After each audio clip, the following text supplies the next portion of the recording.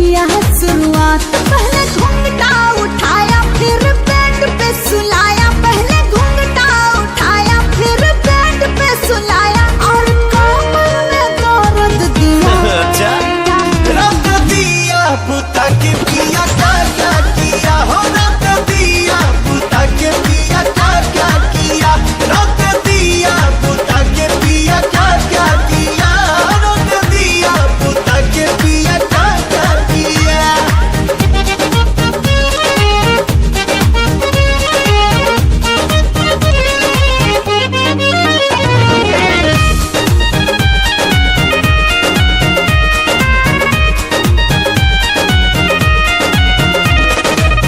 डाका डाल दिया पहली मुलाकात में, कैसा कैसा फील हुआ आधी आधी रात में, कैसा कैसा फील हुआ